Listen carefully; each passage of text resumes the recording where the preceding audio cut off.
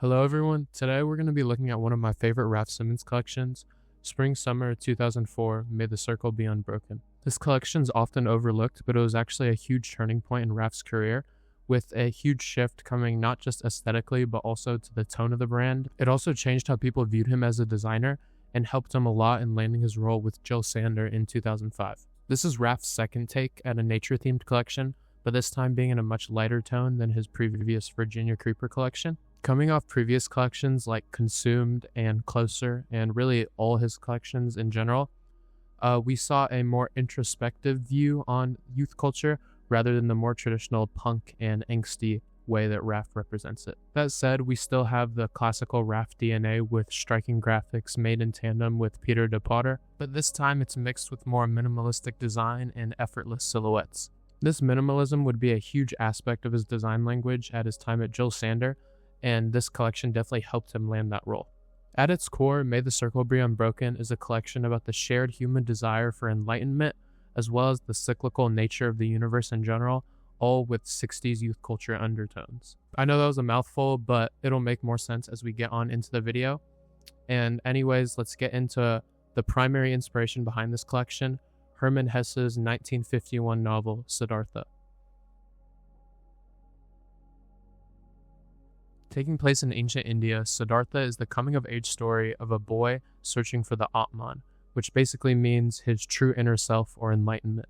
Our main character, Siddhartha, not to be confused with Siddhartha Gautama, which is the name of the Buddha, is on a journey to achieve enlightenment and achieves it not with teachers, but through the highs and lows of his own life. The book is full of beautiful imagery and places a huge emphasis on Eastern philosophy and nature. He starts as a Brahmin son, which is a privileged position, usually of a high caste, think like a priest or a teacher, and he leaves his privilege behind to search for his own journey and enlightenment. To do this, he first becomes a samana, which is an ascetic that chooses to leave behind all earthly desires and wanders the earth, believing that that is the true path to enlightenment. On this path, he meets the Buddha himself, but doesn't subscribe to all his teachings, believing that he has to achieve his salvation through his own lived experience. He then learns to love, has a son, and becomes very rich, but one gambling addiction later and he's on the brink of suicide. After that, he discovers a ferryman at a river and decides to leave behind all his riches and go live with him, and he has to watch his own son abandon him like he once did many years ago. Finally, he gains enlightenment and as he realizes the Om, which is basically the principle that everything is all happening at once and time isn't exactly real, and that pain and suffering and happiness and sadness are all one, and it's just this big feeling of oneness with the universe, with eternal birth, death, and rebirth. This is me in post. I low-key butchered the meaning of the Om, and that's kind of because it's never explicitly said. It's more like implied throughout the story, so just go read the book. His whole journey and thought patterns throughout the story are very cyclical, hence the name of this collection, May the Circle Be Unbroken. For example, he leaves his family in the beginning, and then he has to watch as his son does the same. He also holds many beliefs at the beginning of the story that will change by the middle, and then change back again at the end, with everything just being a continuous up and down process. I can't stress enough how much you just need to read this book for yourself, as I can't really put into words these ideas as they're more abstract and more poetic, and I can definitely say this is one of the best books I've ever read. So Raf is basically using a lot of the natural imagery and Eastern philosophy from this, as well as the principle that all of youth and all people just in general are on a shared path to find enlightenment. While Siddhartha and the author Hesse are the primary inspirations of this collection, I also found a lot of 60s themes, so let's get into that. The 1960s in the United States was characterized by the hippie and counterculture movements that were a result of mainly the Vietnam War. With the war ongoing, there was a clash between the more young liberal thinkers and the more conservative people in high power that thought we should go to war to contain communism. As a result, we saw the rise of counterculture movements that were rooted in drugs, spirituality, and protest. The movement widely rejected material goods and emphasized a search for deeper meaning, which makes it no surprise that Hesse's writing was very popular during the movement. After all, Hesse himself grew up in similar situations, with him at odds with the action of his government. He grew up German, and during World War I, he wrote many denunciations of his military. There are many mentions of acid in this collection, which is obviously very characteristic of the 60s, as well as the year 1969 being written on garments throughout the collection.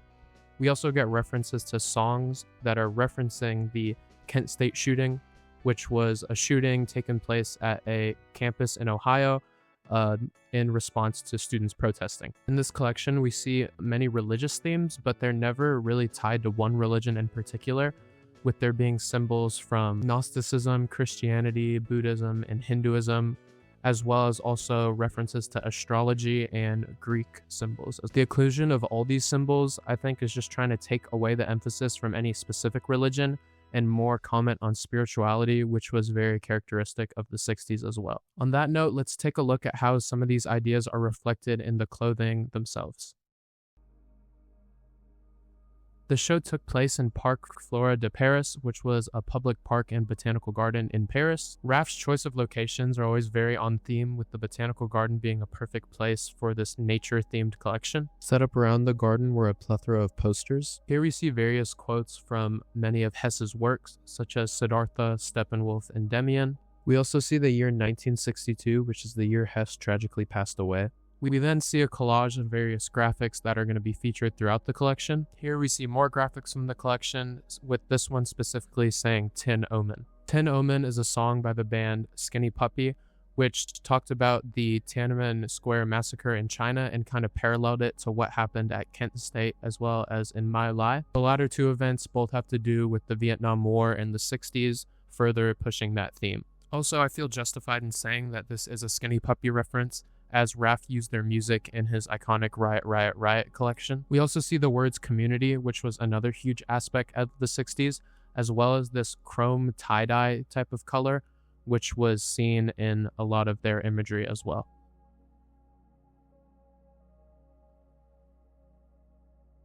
The show first starts with a still on a guy painted gold.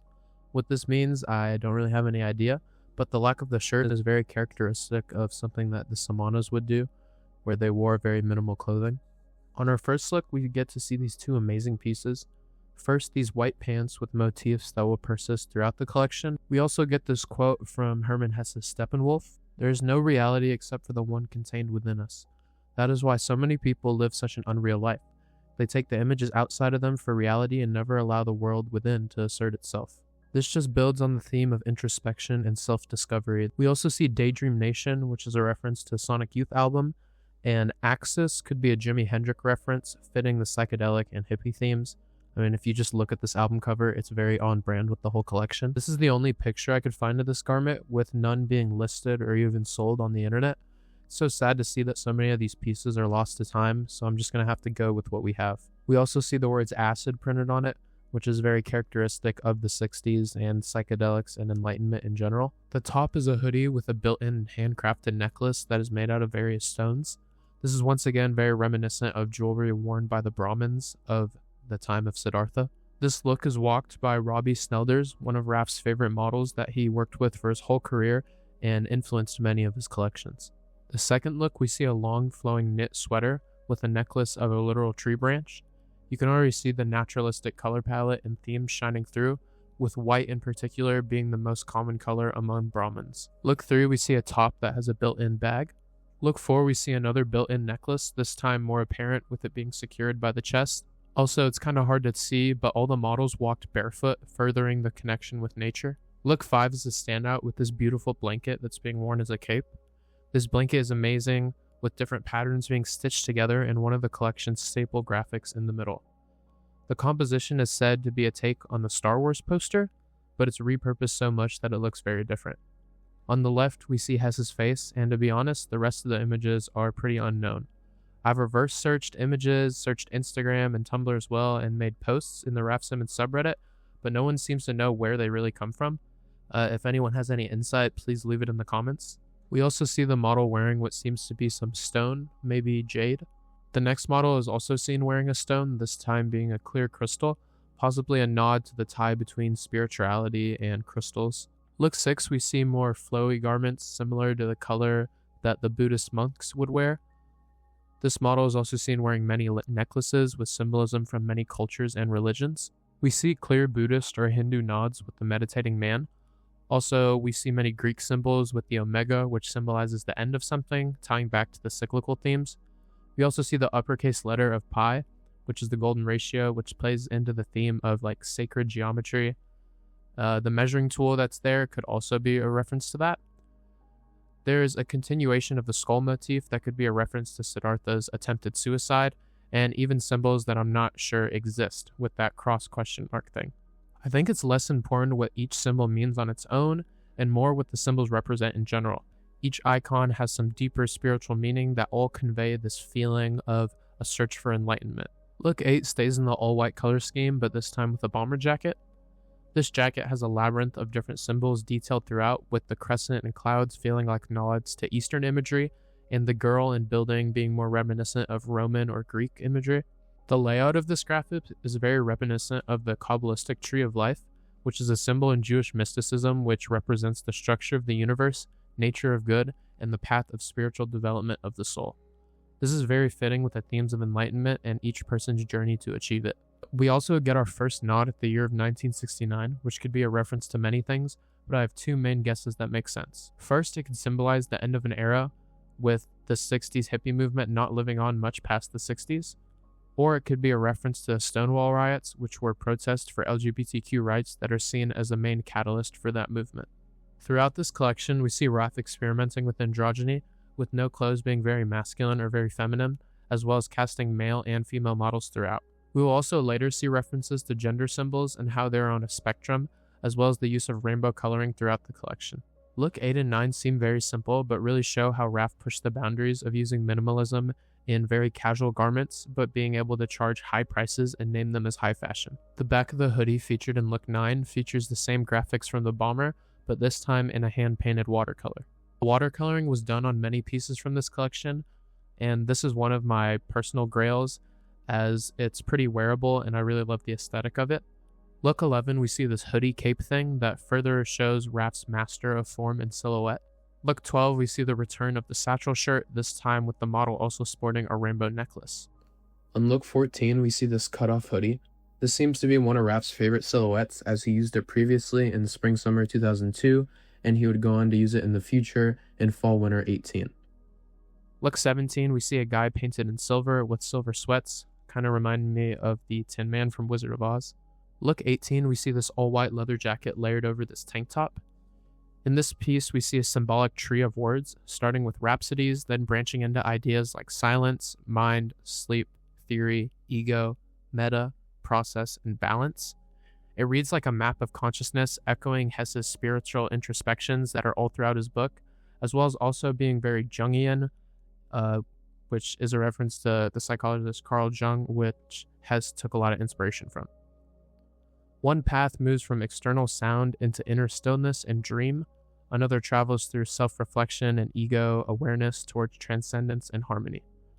I could try to interpret the exact meaning of this, but I feel like the symbols and words repeated throughout this collection and this hyper-analytical view of it kind of misses the point. These words are put there to be felt and evoke emotions and thoughts within us without a true definition.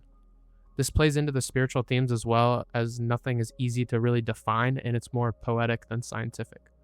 This graphic also features a snake eating its own tail, also known as the Ouroboros, which is an ancient symbol of the infinite cyclical nature of the universe. Look 20, we see a tree branch necklace again, but this time in rainbow. Look 24, we see the iconic Siddhartha graphic with Hesse's face printed inside a tree. Look 25, we get this shirt that's filled with references and symbols. On the shoulder, we see words that are repeated throughout the collection, with Malkuth on the left being the final node in the Kabbalistic tree of life, with it representing the earth and physical world. On the right, we see the word Vasudeva, which is a reference to the ferryman that Siddhartha lived with at the end of the novel. We once again see the year 1969 with symbols and imagery that has been seen throughout the collection repeated. Look 28, we see this coat laid over this very unique tank top with the Star Wars graphic and the words "Step into the breeze, unbreak the cycle" printed upside down. The back has another mention of acid with a beautiful diagram graphic thing. You can also briefly see the sheen of this metallic chrome rainbow color that I've yet to see on any other pieces for sale, likely being a Runway exclusive. Look 29 features another blanket, this time with the tree graphic, and this is also one of my other favorite looks from the collection.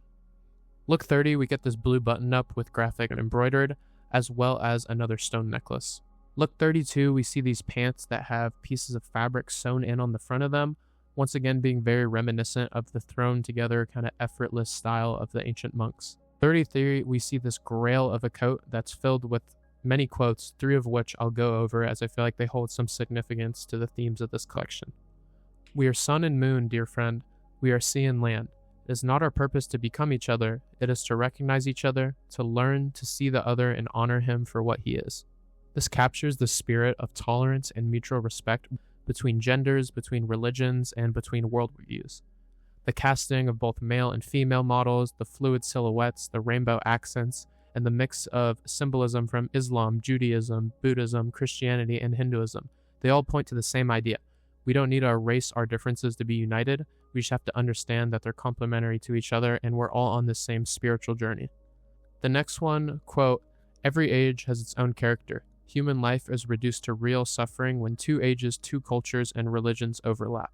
This ties directly to the tension of the 60s where the youth is caught between these old conservative systems and their new, more liberal beliefs really characterized in the Vietnam struggle. This show captures that, and it feels like a conversation between eras, beliefs, and identities all meeting at the same plane. Finally, quote, every man is more than just himself.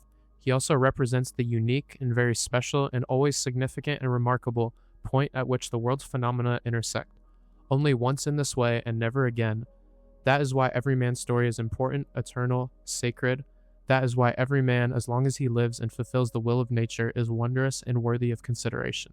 Each model in this collection walks with a distinct character, kind of like they're on their own path to enlightenment. Raf treats even the most simple looks as sacred because each person represents a singular cross-section of experience that deserves to be represented. This piece also features the watercolor, and it's actually up for sale right now if you're willing to drop $20,000. The rest of the tape is just B-roll of the models standing and sitting in the garden, and we get some close-ups on their face and their clothes. Now, I'm not going to make a whole section for pieces outside of the runway because I don't feel like there's enough that are significant to the storytelling, but I'm still going to go over some of the more iconic ones. First, we see this tank top with letters scattered throughout and 2 symbols on each of the letters, one of which is either the sign for male or female, and the other one is either a Greek letter or some other obscure symbol. If we rearrange the letters, we get the word spectrum, which is seen throughout the collection. And it's been theorized that this graphic is basically saying that gender is on a spectrum, and this kind of makes sense considering the themes of androgyny that Raf plays with in this collection. We also get these 4 tops, 2 of which are people in circles basically praying, which adds to that Eastern theme of the collection, and the other 2 I'm not very sure where the graphic is from. In this crew neck, we see a ton of things and motifs that are repeated throughout the collection, but we see one that's particularly unique, which is the word Odyssey. This could kind of be a comment on Siddhartha's journey and each person's journey or odyssey to achieve enlightenment. Then we see this really weird French text that says something about mountains and then lists planets and says how each can be interpreted separately. I've looked into this and I guess it's a reference to palm reading and astrology, so that makes sense and fits in with everything else we know. Other than that, the rest of the pieces from this collection don't really feature many graphics and are just basics, but they're still interesting, but I'm not going to cover all of them. This is the Siddhartha button-up. As you can see, the striking graphic on the back. I'm actually selling this because, as you'll see, it doesn't fit me that well. The collar is razor sharp, and the tailoring on the shoulders are pretty restrictive, with it definitely being better if you have narrow shoulders. Then here are the buttons and the buttonholes. Overall, it's a pretty cool piece, and I definitely love the graphic, but just a lot of Raf stuff in general doesn't fit me that well because I have pretty broad shoulders. But I think they look good overall if you kind of fit the build. All in all, I think this is one of the best Raf collections, and I'm so surprised that it really flies under the radar. It's probably because it doesn't have like a defined grail like a lot of the other collections have. Like Virginia Creeper, basically everything. Riot, also everything. Woe Unto has like the collapse set of clothes. The Paisleys for waves. Consumed has like the Penelope hoodie. Closer has the a New Order, Touched by the Hand of God. Every collection kind of has its own like set grail, but this one, I think everything's really exceptional, but there isn't one really popular item either. I'm probably going to be picking up the bead necklace hoodie, so I'll probably make a video on that in the future. Anyways, if you liked the video, make sure to like and subscribe. I should have a new one coming out in about like a week or two. Also, check out my Instagrams. I'll be selling stuff, posting like archive references and all of that. And goodbye.